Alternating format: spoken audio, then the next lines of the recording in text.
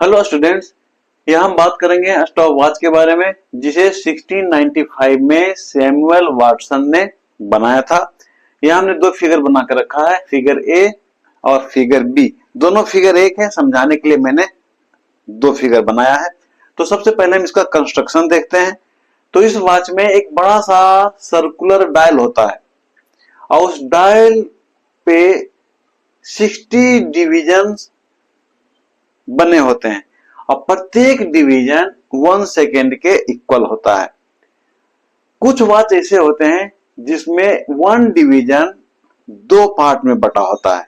इस तरह से उस वॉच का 1 डिवीजन हाफ सेकेंड का होता है और उस वॉच का लिस्ट काउंट 0.5 सेकेंड या हाफ सेकेंड होगा।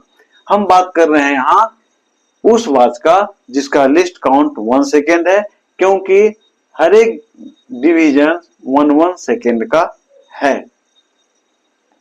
उसके बाद इस डायल के ऊपर एक छोटा सा डायल बना होता है जो मैंने यहां देखिए बना रखा है।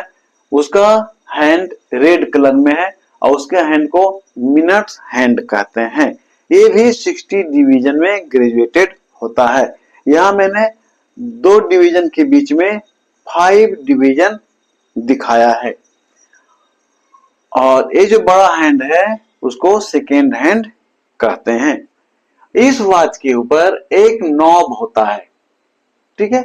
इसको हम स्विच या बटन भी कह सकते हैं।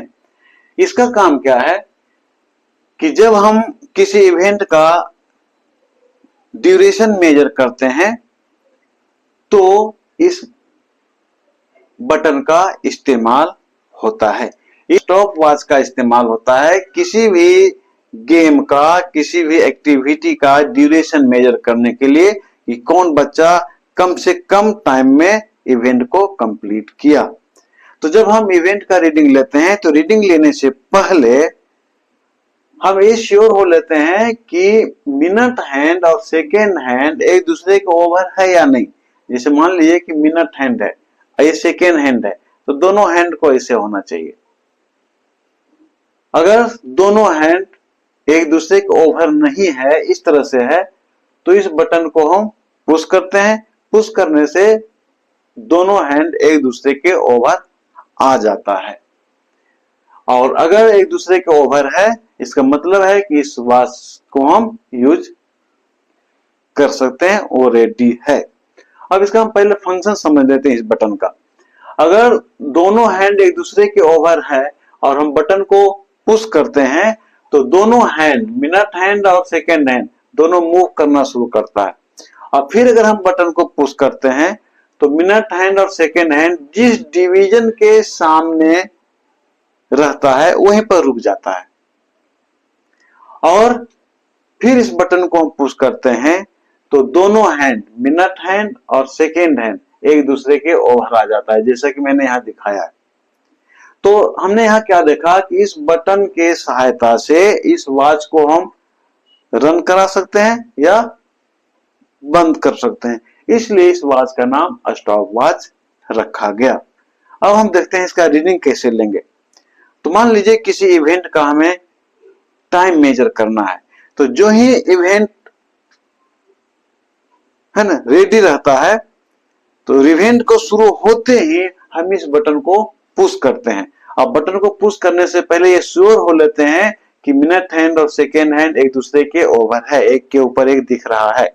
बटन को जैसे पुश करते हैं मिनट हैंड, सेकेंड हैंड दोनों मूव करना शुरू करता है और जब इवेंट ओवर हो जाता है तो हम बटन को फिर पुश करते हैं।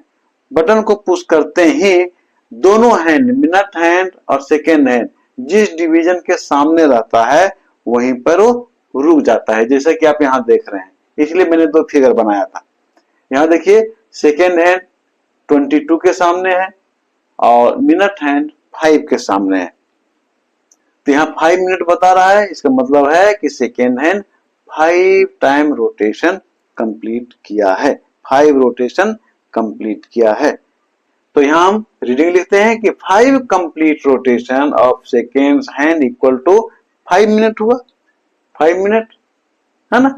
अब देखिए सेकेंड हैंड क्या बता रहा है, 5 है, 10 है, 15 है, 20 है, 21, 22, यानी 22 सेकेंड बता रहा है, क्योंकि वो अभी एक जो 5 रोटेशन कंप्लीट करने के बाद 6th रोटेशन कंप्लीट नहीं कर पाया है ना, छठा रोटेशन को कंप्लीट नहीं कर पाया, यहीं पर रुक गया।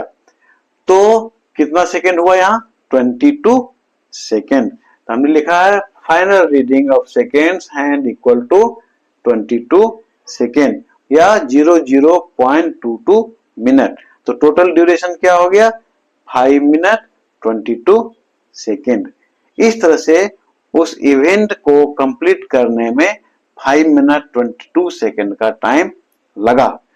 अगर आओ हमें दूसरा इवेंट का टाइम मेजर करना है ना, या नहीं करना है, तो हम क्या करते हैं, इस बटन को फिर पुश करते हैं।